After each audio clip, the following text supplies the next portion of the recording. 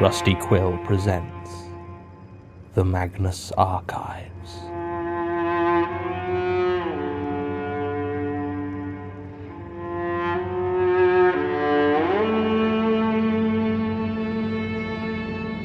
Episode 2. Do Not Open.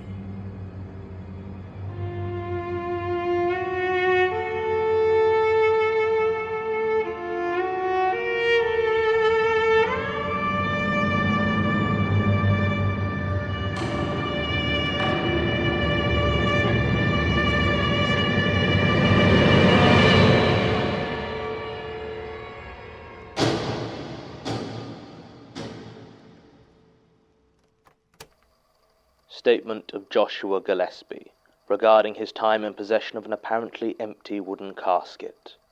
Original statement given November 22nd, 1998. Audio recording by Jonathan Sims, Head Archivist of the Magnus Institute, London. Statement begins. It started when I was in Amsterdam for a holiday with a few of my friends. Everything you're thinking right now, you're right. We were all early 20s, just graduated, and decided to spend a couple of weeks going crazy on the continent, so you can almost certainly fill in all the blanks yourself. There were very few points where I'd say that I was entirely sober, and even fewer where I acted like it, though I wasn't quite as bad as some of my friends who had a hard time handling themselves at times. This may have been why I headed out alone that morning. No idea of the exact date, but it was sometime in mid-May. The others were sleeping off their assorted hangovers, and I decided to head out into the beautiful sunshine of that Netherlands morning and take a walk. Before graduating from Cardiff with the others, I had been studying architecture, so was looking forward to spending a few hours by myself to wander and really take in the buildings of central Amsterdam. I was not disappointed. It's a beautiful city, but I realized too late that I hadn't taken any map or guidebook with me, and an hour or two later I was thoroughly lost. I wasn't particularly worried, as it was still mid-afternoon at this point, and getting lost in the back streets had kind of been what I was trying to do. But I still decided I'd better make an actual effort to find my way back to where my friends and I were staying off Ellenstraat. I managed it eventually, but my inability to speak Dutch meant I spent a good hour riding the wrong way on the various trams.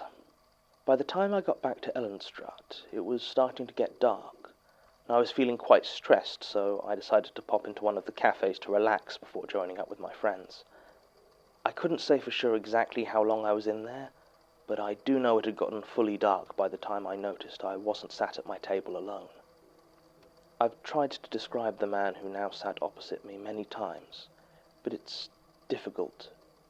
He was short, very short, and felt like he had an odd density to him. His hair was brownish, I think, cut quite short, and he was clean-shaven. His face and dress were utterly unremarkable, and the more I try to think of exactly what he looked like, the harder it is to picture him clearly. To be honest, though, I'm inclined to blame that on the drugs. The man introduced himself as John, and asked how I was. I replied as best I could, and he nodded, saying he was also an Englishman inside a foreign land. I remember he used that exact phrase because it struck me at the time as very odd. He said he was from Liverpool, though I don't recall him having any sort of accent, and that he was looking for a friend who he could rely on for a favour. Now, high as I was, I got suspicious as soon as he said that last part, and I started to shake my head. John said it was nothing too onerous, just looking after a package for him until he had some friends pick it up, and that he would pay well. I thought he was talking about smuggling, and was about to refuse again when he reached into his jacket, I think, and pulled out an envelope. Inside was £10,000. I know, I counted it. I knew it was a stupid move, but I kept remembering my friend Richard telling me how easy it had been to get a pound of hash through customs on his first trip to Holland, and holding that much cash in my hands, I said yes. John smiled, thanked me, and said that he would be in touch. He left the coffee shop, and I immediately started panicking about what I had agreed to. I wanted to chase after him and return the money, but Something weighed me down, kept me locked into my seat. I just sat there for a long time. I don't remember much about the next few days except worrying about when I'd see John again. I was careful not to spend any of the money he'd given me, and had decided to return it as soon as he turned up. I'd say I had made a mistake and couldn't take his money, or look after anything from him. I tried to enjoy myself, but it was like this shadow hanging over me, and I couldn't stop thinking about it. I waited for days, right up until the end of our trip, but he never showed up. I obsessively checked my suitcase before boarding the plane home, just in case someone had snuck something into it, but there was nothing new in there. I flew back to England with my friends still high and £10,000 tucked into my coat pocket. It was surreal. It wasn't until almost a year later that I felt confident enough to actually spend any of the money. I'd moved down to work for a small architect's firm in Bournemouth, on the south coast. It was an entry-level job and the pay wasn't great, but it was the only offer I got in my chosen field, so I moved down there with the hopes of getting some experience and a better position in a year or two. Bournemouth was a decent-sized seaside town, though much less idyllic than I'd assumed it would have been. But rents for a place of my own were a little bit out of my price range, given my starting pay grade. I didn't know anyone else down there and wasn't keen to share my space with strangers, so I decided to use some of the money I'd been given in Amsterdam the previous year. I reasoned they were unlikely to find me at this stage. I'd not given John any of my details when he spoke to me, not even my name. And if they hadn't been able to find me over the course of the last year, it was doubtful they'd be able to track me here. Also, if it had been drug smuggling, as I suspected, £10,000 probably wasn't so much money to them that they'd track me this far over it. Also, and looking back this sounds stupid, but I'd just grown a beard, and thought it would be hard for anyone to recognize me as the same guy, so I spent a bit of John's money on renting a nice one-bedroom flat in the Triangle, near the town centre, and moved in almost immediately. About a week later, I was in my kitchen cutting up some fruit for breakfast, and I heard the doorbell ring. I answered it to see two red-faced delivery men. Between them they carried an immense package, which they'd clearly had to maneuver up the narrow stairs of the building I lived in. They asked if I was Joshua Gillespie, and when I said yes, they said they had a delivery addressed to me, and pushed past into the hall. They didn't seem to be from any delivery company I knew, and they weren't wearing any uniforms. I tried to ask them some questions, but as soon as they'd placed the box on the floor, they turned around and walked out. They were both well over 6 feet tall and very imposing, so there was little I could have done to stop them leaving, even if I'd wanted to. The door slammed behind them, and I was left alone with this package. It was about 2 meters long, maybe 1 meter wide, and roughly the same deep. It was sealed with parcel tape, and written on the top was my name and address in thick, curving letters. But there was no return address or postmark of any sort. I was starting to risk being late for work at this point, but I decided I couldn't bring myself to leave without seeing what was inside, so I fetched the knife from my kitchen counter and cut the tape, keeping the box closed. Inside was a coffin. I don't know what I expected, but it wasn't that. My knife fell to the floor, and I just stared at it in mute surprise. It was made of unvarnished, pale yellow wood, and had a thick metal chain wrapped around it, which was closed at the top with a heavy iron padlock. The lock was closed, but had the key sitting inside it. I started to reach for it when I noticed two other things on the coffin lid. The first was a piece of paper, folded in half and tucked under the chain, which I took. The other was the presence of 3 words, scratched deep into the wood of the casket in letters 3 inches high. They read, "Do not open." I withdrew my hand from the padlock slowly, unsure what I was supposed to do.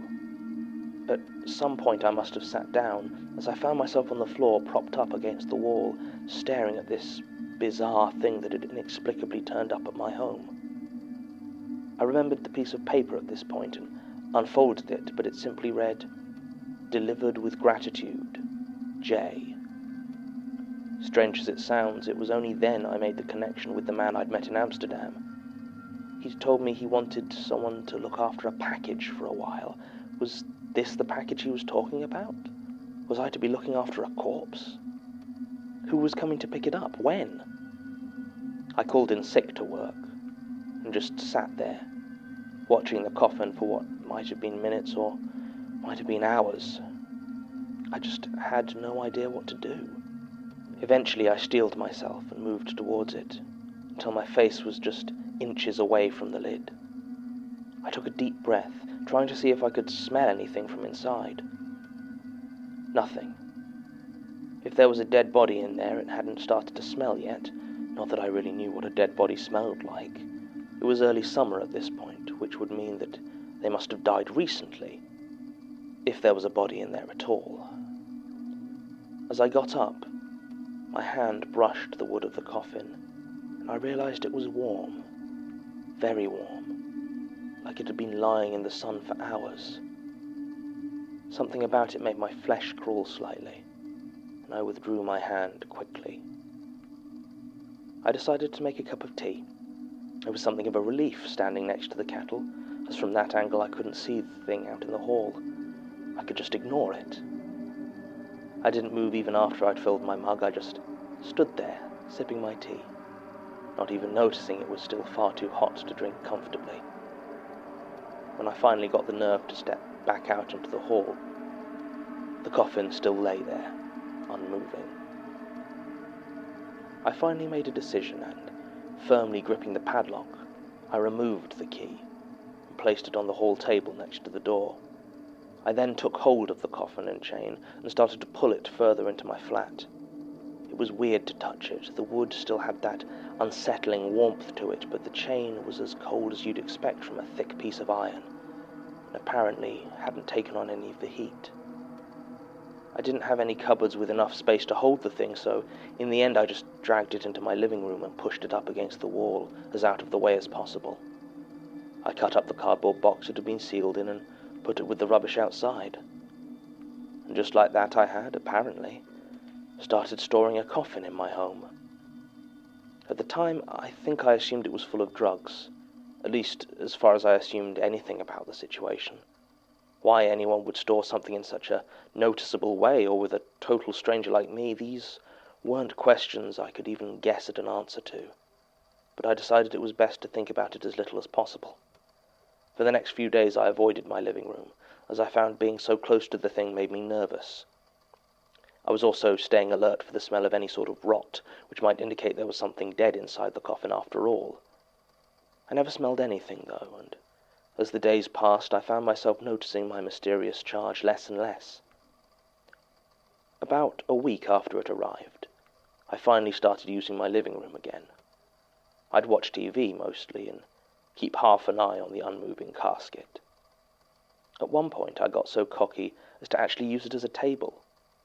I was drinking a glass of orange juice at the time and absent-mindedly placed it on top of the lid, not really realizing exactly what I had done.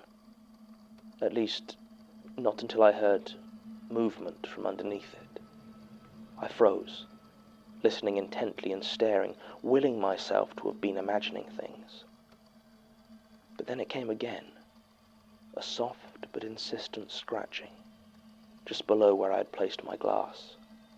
It was slow and deliberate, and caused gentle ripples to spread across the surface of my juice. Needless to say, I was terrified. More than that, I was confused. The coffin had been lying in my living room, chained and unmoving, for well over a week at this point. If there had been anything living in there when it was delivered, it seemed unlikely it would still be alive. And why hadn't it made any sound before, if there was something in there capable of movement? I gently picked up my glass, and immediately the scratching stopped.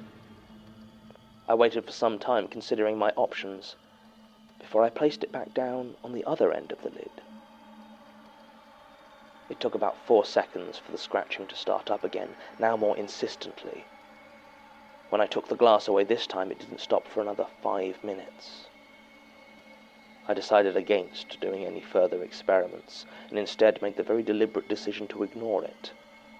I felt at that point I either needed to use the heavy iron key to open it and see for myself what was in there, or follow the gouged instruction and resolve myself to never look inside. Some might call me a coward, but I decided on the latter, that I would interact with it as little as possible while it lived in my house. Well, I guess lived may be the wrong term. I knew I'd made the right decision the next time it rained, and I heard the box begin to moan. It was a Saturday, and I was spending the day staying in and doing some light reading. I had few friends in Bournemouth. Something about having a mysterious coffin lying in my living room made me reluctant to make the sort of connections that might lead to people coming round, and so I spent most of my free time alone.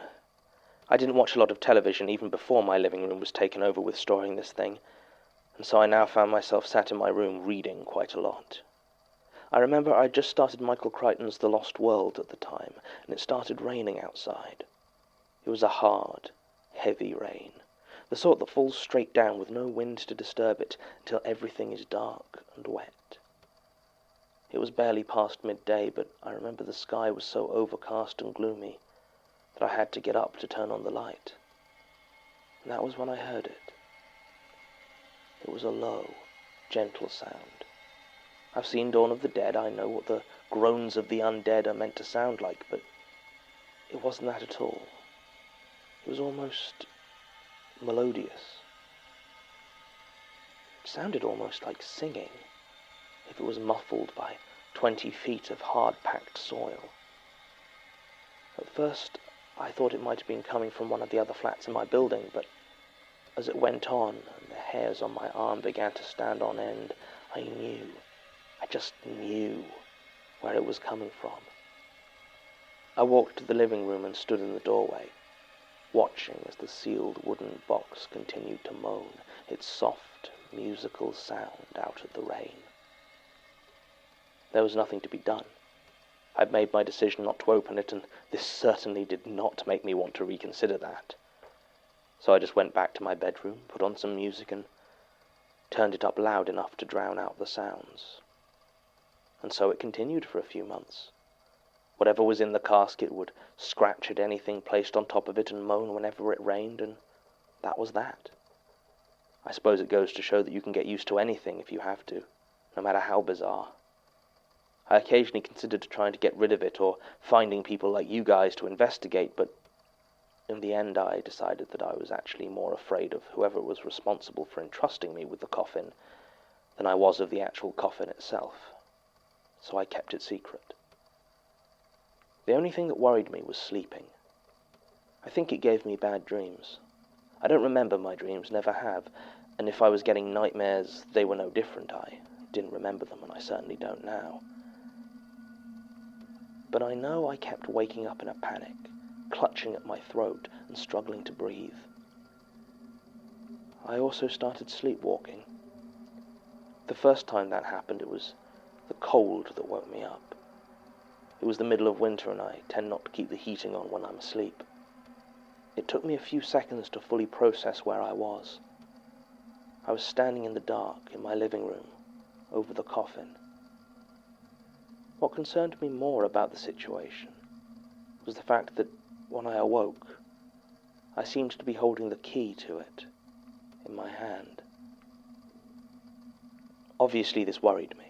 I even went to my GP about it, who referred me to the sleep clinic at the nearby hospital, but the problems never recurred in a clinical setting. I decided to hide the key in more and more difficult to access places, but still I kept waking up with it.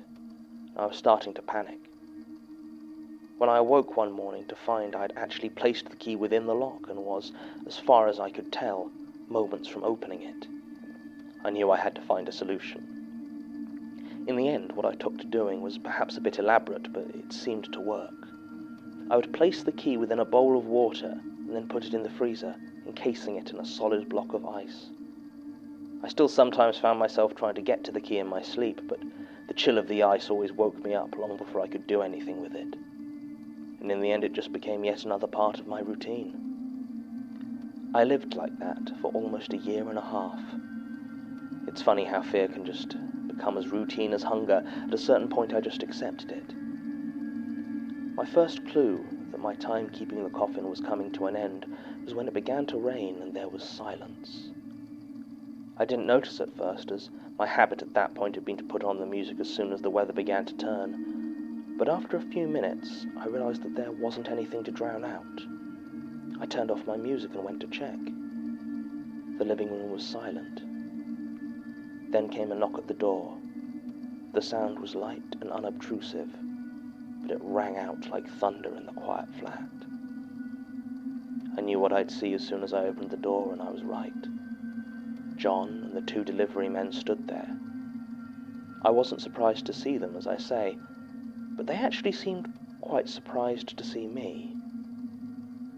John had to take a second to look me up and down, almost in disbelief, as I asked if they'd come to collect their coffin. He said that they had, and he hoped it hadn't been too much trouble. I told him where he could stick it, and he didn't seem to have an answer for that. He did seem genuinely impressed, however, when I got the key out of the freezer. I didn't even try to thaw it. I was so eager to have this thing out of my life that I just dropped the bowl of ice on the floor and shattered it. I watched as John picked the icy key off the floor, and I told them it was in the living room. I didn't follow them. I didn't want to see what they did with the coffin. I didn't want to see if they opened it. And when the screaming started, I didn't want to see who was screaming, or why. I only left the kitchen when the 2 delivery men carried the coffin past the door. I followed them down the stairs and watched in the pouring rain as they locked it into a small van marked Beacon and Hope Deliveries. Then they drove away. There was no sign of John. That was the last I heard of it. I got a new job and moved to London shortly afterwards. And now I just try not to think about it too much. Statement ends.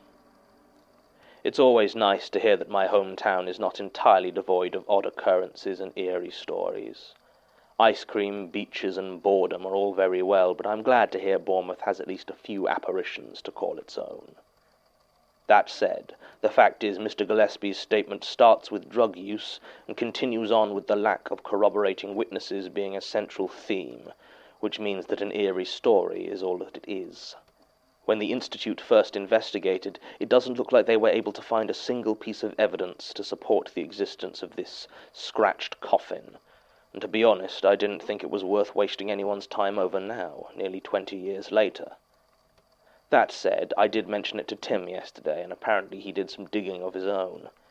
Beacon and Hope did in fact exist, and were a courier service that operated until 2009 when they went into liquidation. They were based in Nottingham, however, significantly north of Bournemouth, and if they kept records of their deliveries, they are no longer available. What is interesting, however, is the address Mr. Gillespie provided for the flat this all took place in. The housing association that ran it does keep extensive records on the tenants that have lived in their buildings going back some 40 or 50 years. From what Tim could find, it appears that for the 2 years of his residence, Mr. Gillespie was the only person living in that entire building, with the other 7 flats being utterly vacant. Nobody moved in following his departure, and the building was sold to a developer and demolished shortly after this statement was originally given. Predictably, no one who worked for that housing association in the 90s is still there, and despite Tim's best efforts, we could get no explanation for why, in a building of that size, Mr. Gillespie spent almost 2 years living alone, save for an old wooden coffin. Recording ends.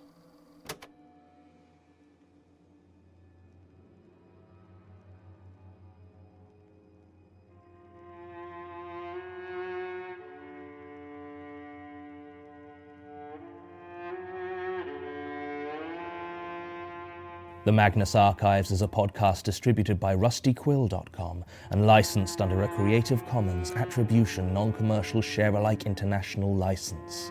Today's episode was written by Jonathan Sims. It was recorded and produced by Murray Porter and directed by Alexander J. Newall. To comment on episodes, make donations and view links, images, videos, and show notes, visit rustyquill.com. Rate and review us on iTunes, visit us on Facebook, tweet us on Twitter at The Rusty Quill, or email us at mail@rustyquill.com. Thanks for listening.